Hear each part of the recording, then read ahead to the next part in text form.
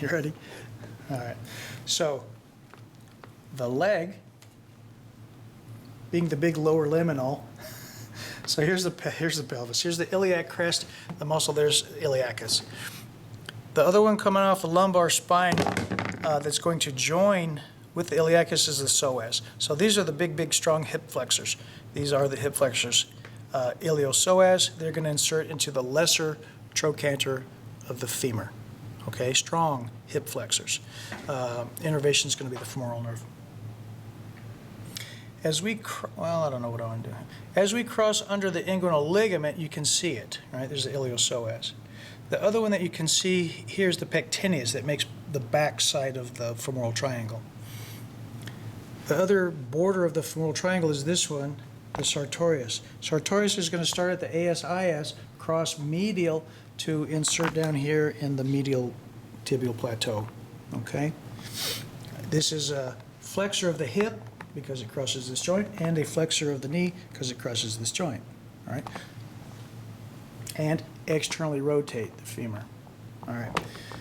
The very popular gracilis, gracilis no gracilis, on the medial aspect, obturator nerve. Right behind it, adductor magnus, obturator nerve. Right in front of it, adductor longus, obturator nerve.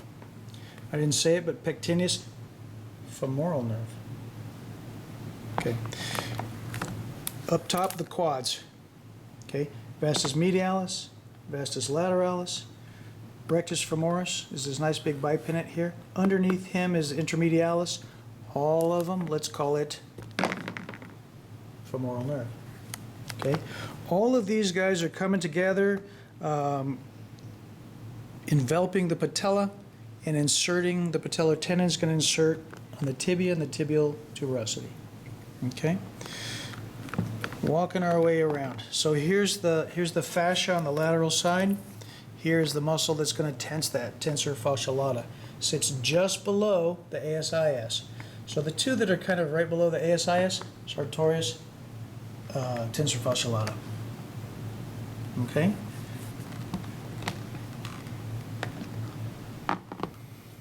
Behind him, glute max, and he's done. So glute max is going to insert up here in the crest of the ilium, inferior gluteal nerve. His action is going to be very powerful. Now let's do this one since we're talking about this one. The very powerful extension with a little bit of lateral rotation of the femur, but super strong muscle. Okay, underneath him, inserting into the greater trochanter. Just watch the greater trochanter.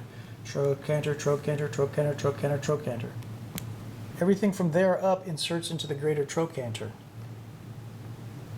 These are going to laterally rotate, and some of the higher ones can help with a little bit of abduction, but these are absolute abduction. They're directly superior to this. So, glute medium, underneath it is glute minimum.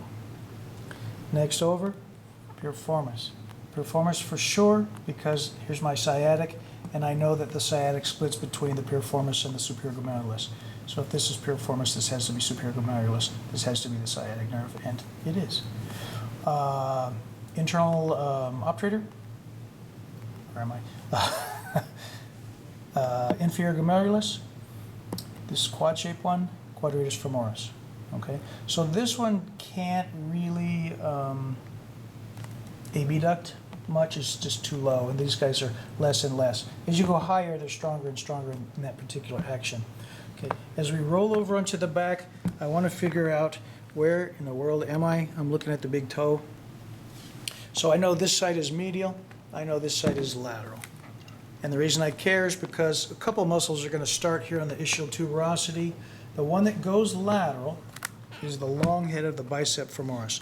It's going to insert down here on the head of the fibula and a little bit on the tibial plateau, the lateral aspect of the tibial plateau. Okay, so this is the lateral one.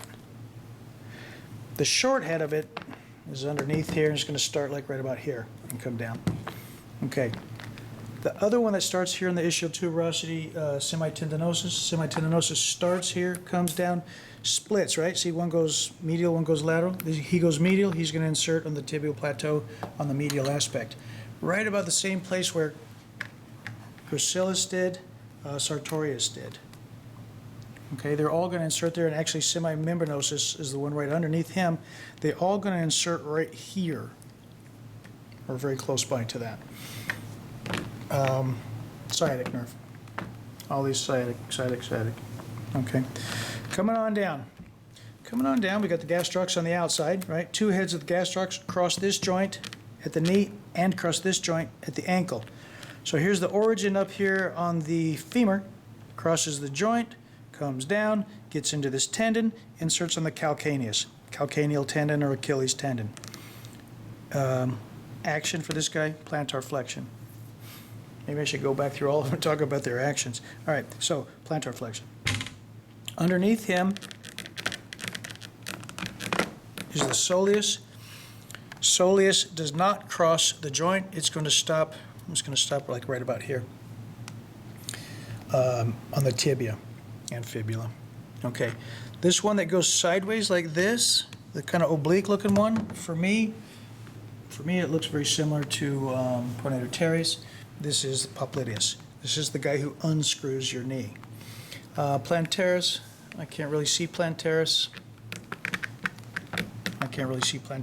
It would go down here and help you with plantar flexion. On the front, tibialis anterior, okay. Obviously for dorsiflexion. Next over, extensor digitorum is this one coming in right here. Fibularis longus, this one coming around with a tendon that goes posterior to the lateral malleolus. There's a little flexor retinaculum there and there holding these tendons down. This guy is going to come down, go around the back, come up, and insert in the base of the fifth metatarsal. Okay? Its action is going to be eversion. When this muscle contracts, it's going to evert your foot. Okay? I think that's most of what I want right there. Oh, we didn't do these? I did these. Yeah, I did do these. Okay, so adductor magnus, gracilis, longus, pectineus, obturator nerve.